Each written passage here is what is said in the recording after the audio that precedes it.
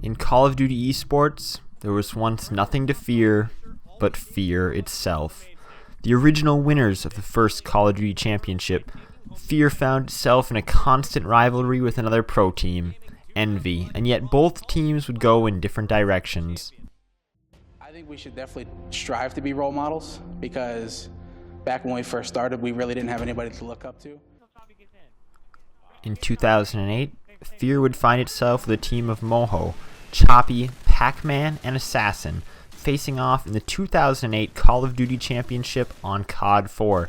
There they would play an Envy team led by Stainsville, and they would find themselves becoming champions for the first time, winning $8,000 and a $15,000 prize pool.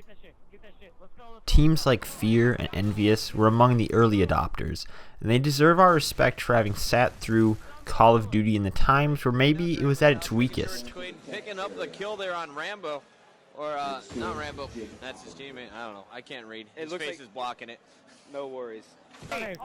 And in 2009, there still weren't any worries for FeaR, as they would come up third in the 2009 Call of Duty Championship once again on COD 4. This time they'll add legend Proofy to their team as they come up short in what ends up being a first place win for Extravagant, a team led by players like Sharp and Big Timer, who would later become Call of Duty legends themselves.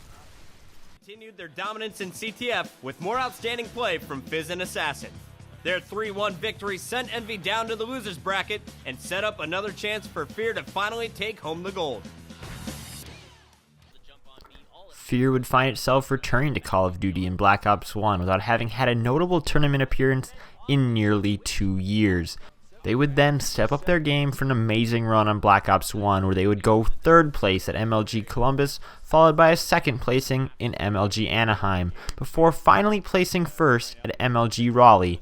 There they had to overcome longtime rival Envy, along with a collapsed team led by Parasite. Then, FeaR began one of the greatest sliding downfalls in esports history.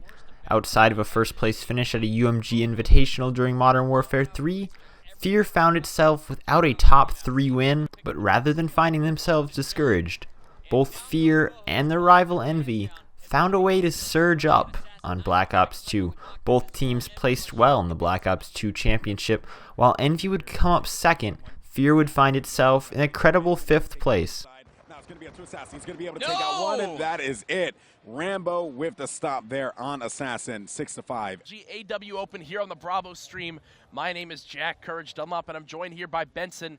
Ben, we've seen a great match so far between FeaR and Elevate. We're going into Game 3, S&D Biolab. Round score predictions. Who's going to win? Elevate 6-2. Wow. All right.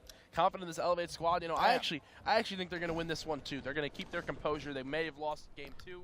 FeaR would appear in Advanced Warfare, but they would appear weakened. After having never appeared in an event on Call of Duty Ghosts, they rounded out MLG Columbus, placing between 17th and 20th. Still, Moho and Assassins remained on the roster. This is before we had any type of nationals team or any type of tournament champion team. It was just myself, Choppy, Luffy, and Brydog.